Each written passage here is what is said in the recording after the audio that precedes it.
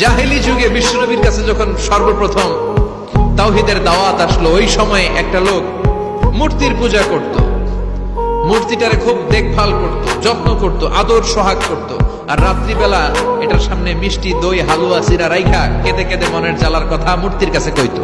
সে ভাবতো এটাই আমার বড় খোদা। সে কি ভাবতো? এটারে বললেই এটাই আমার বিপদ থেকে মুক্তি দিবে, আমাকে পরিত্রাণ দিবে, আমাকে সেভ করবে। এটা এভাবে সে আল্লাহকে বাদ দিয়ে মূর্তির ইবাদত করত, মূর্তিকে খুব যত্ন করত। একদিন কোন এক কাজে মূর্তিটাকে রেখে এসে ঘরের বাইরে গেল, এক পাশে গেল। কাজ শেষে এসে দেখে তার এই মূর্তির গায়ে পানি। মূর্তিটাকে দেখতে মনে হচ্ছে যে কে যেন গোসল করায় গেছে, পানি। তো সে ভাবলো যেহেতু আমার খোদার গায়ে পানি, এটা নিশ্চয়ই ভালো পানি হবে। He thought it is the water of mercy and blessings. সে ভাবলো it could be the water of rahma. এটা মনে হয় রহমতের পানি হবে, যেহেতু খোদার গায়ে পানি। তো রহমতের গায়ে পানি শুকিয়ে যাওয়ার আগে খেয়ে ফেলি, তাহলে সব রহমত ঢুকবে কই? পেটে। সে জিহ্বা দিয়ে চাটতে শুরু করছে, চেটে চেটে সব রহমত নিয়ে নিচ্ছে পেটে। জিহ্বা দিয়ে যখন চাটতে শুরু করছে, তখন সে পেল যে এটার স্বাদটা কেমন যেন কটা কটা লাগে, লবণাক্ত, একটু টক টক, হাজবুলার মতো লাগে। কিসের মতো? কিরে এরকম লাগে কেন?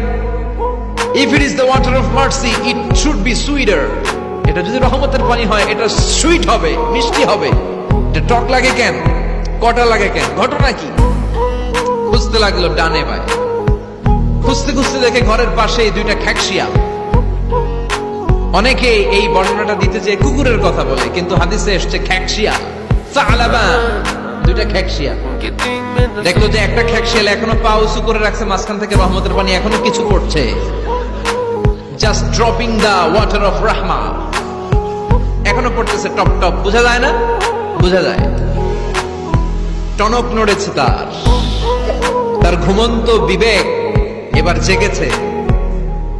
এবার সে চিন্তা করলো, হায় হায়, এতক্ষণ ভাবছি রহমতের পানি, এখন দিয়ে কুত্তার মুত, এখন দিয়ে খ্যাকশিয়ালের পেশাব। সর্বনাশ, কি করলাম এতটা বছর, এত টাকা, এত পয়সা, এত আদর সোহাগ যত্ন এটারে দিলাম, কি দিল তার বিনিময়ে সে আমাকে? যে একটা খ্যাকশিয়ালের পেশাব থেকে, কুকুরের পেশাব থেকে নিজের বাঁচাতে পারে না, সে জাহান্নামের আগুন থেকে কিয়ামতের দিন আমারে কেমনে বাঁচাবে?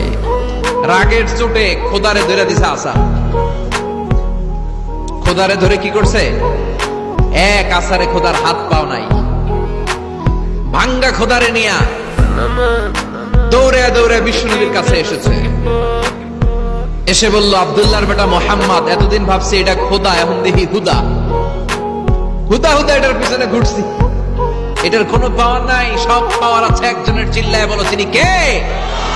আর এটারে ডাকতে চাই না, তুমি আমারে পড়ায় দাও লা ইলাহা মুহাম্মাদুর রাসূলুল্লাহ। কালিমা পড়ে মুসলমান হয়ে গিয়েছে, সুবহানাল্লাহ পড়া।